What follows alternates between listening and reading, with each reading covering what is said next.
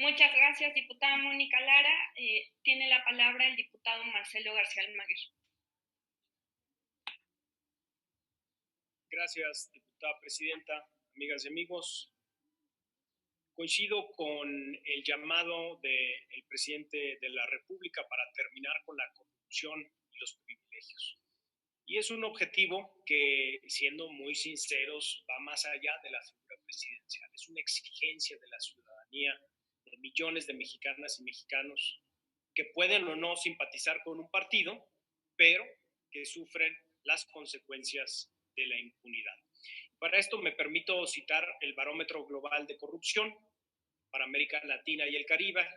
En su reporte del 2019 nos muestra que pese a la reducción en la percepción de este fenómeno, México sigue contando con resultados alarmantes que exhiben la ausencia de esquemas de integridad robustos en el sistema de servicio público. Así es, la corrupción no termina con varitas mágicas, mucho menos con voluntades individuales. La corrupción funciona como un sistema complejo, o yo diría hipercomplejo, que genera incentivos para encubrir redes y conductas. Y por eso es tan importante que tomemos acciones inteligentes, como la instalación de sistemas anticorrupción y de transparencia, y así como la eliminación de obstáculos para la rendición de cuentas. Y uno de estos es la eliminación del fuero. La política no puede ser un espacio de repartición de privilegios, sino un ejemplo de honradez y de profesionalismo. Por eso, apoyo y apoyaré cualquier medida que pretenda fortalecer los valores que deban conducir a la función pública. Mi voto será en favor de eliminar el fuero en Puebla. Ahora, me gustaría hacer un par de anotaciones importantes en este debate. Como saben, la Cámara de Diputados aprobó el 27 de noviembre del 2018 una reforma constitucional, hoy minuta en el Senado, por la que se busca terminar el fuero constitucional federal. Los votos fueron 469 a favor, 3 en contra y 6 abstenciones.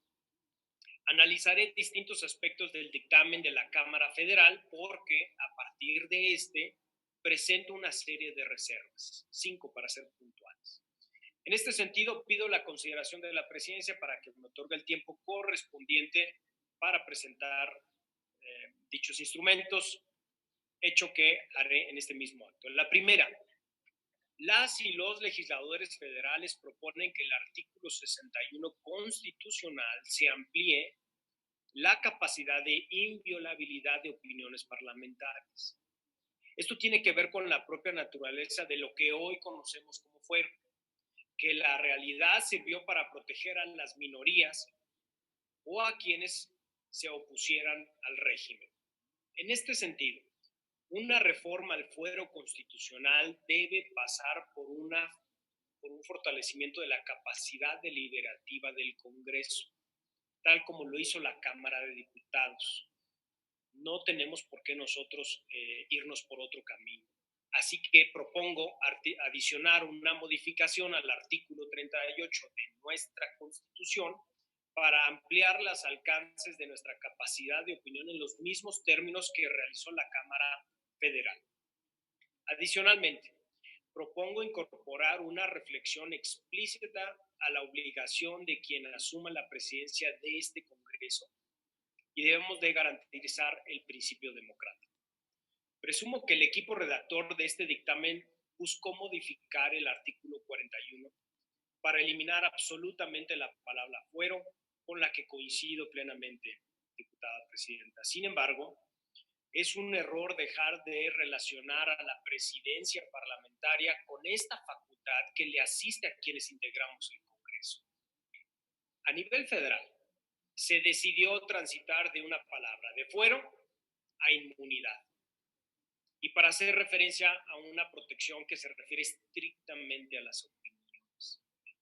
La reserva que yo les pongo a consideración únicamente hace referencia a la necesidad de que la presidencia proteja la inviolabilidad de las opiniones en los términos que planteo en el artículo 38. Dicho lo anterior, entramos a un asunto sumamente complicado los alcances procesales respecto a los servidores públicos que actualmente tienen fuero.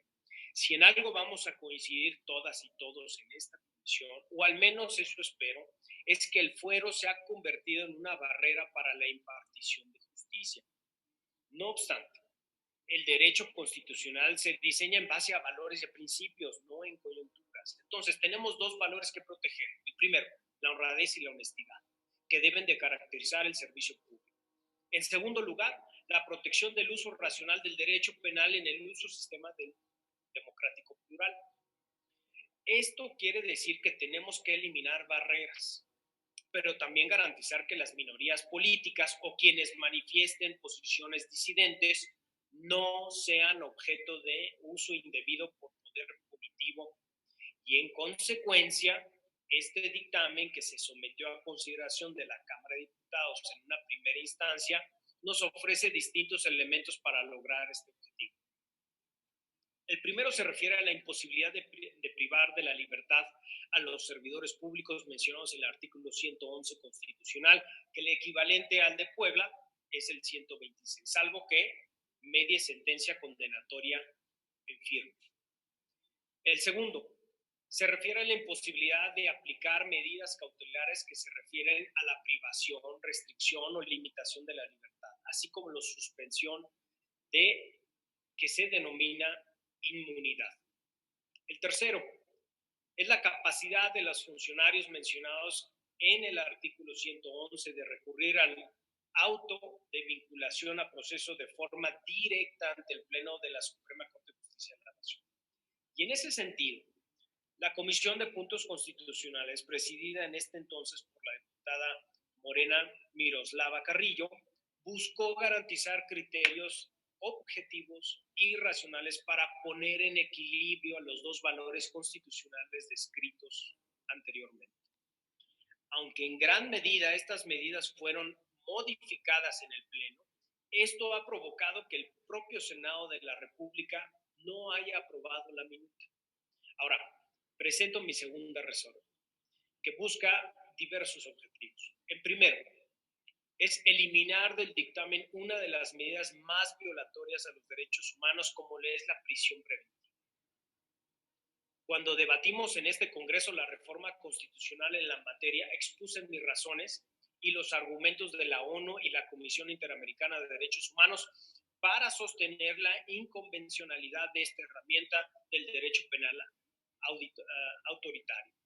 Recordemos la votación: 40 votos a favor y 1 en contra, el de un servidor. No podemos seguir respaldando el uso de una herramienta violatoria a derechos humanos, especialmente el de la presunción de inocencia, que nos guste o no es la base del derecho penal. Así, propongo eliminar las diferencias a estas medidas del dictamen. El segundo objetivo es mantener la imposibilidad del indulto. Dada que la naturaleza de esta figura responde a la voluntad personal de un gobernante respecto a un individuo concreto, no obstante, no puedo acompañar la imposibilidad de amnistía, porque simple y llanamente la amnistía por sí misma es un acto de extinción de la acción penal. Esto quiere decir que la amnistía busca eliminar todo el riesgo de conductas atípicas, dado que el Congreso asume una posición de reconocer que en cierto momento y bajo distintas modalidades, las comisiones de ciertos delitos deben ser extinguidas. Insisto, no podemos hacer excepciones en la amnistía. En dado caso, especificar que las amnistías no procederán por los delitos de corrupción y dejarlo muy en claro. Sobre esto presento otra reserva más adelante. La tercera reserva que propongo tiene que ver con la incorporación a este dictamen la muerte civil. Propongo que en el artículo 126 se incorpore la imposibilidad de ocupar puestos públicos operativos a quienes hayan sido sentenciados por hechos de corrupción. ¿Por qué lo propongo así? Porque, como ustedes saben, la Suprema Corte de Justicia de la Nación estudió este asunto pasado el 26 de junio y decidió que el ministro Pérez Dayán formulara un proyecto en el que se declarara la inconstitucionalidad de la muerte civil en los términos planteados por el Estado de Jalisco. El Pleno de la Corte coincidió en que la medida era inconstitucional por establecer en términos absolutos y violentar la presunción de inocencia. Dicho esto, propongo delimitar alcances y garantías al ejercicio del derecho a la participación política de quienes hayan cumplido con su sentencia.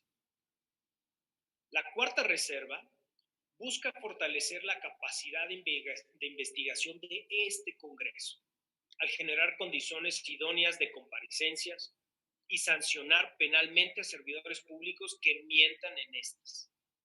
No es novedad que los parlamentos deben y pueden coadyuvar en la eliminación de la impunidad con diseño normativo que fortalezca sus alcances. Y por ello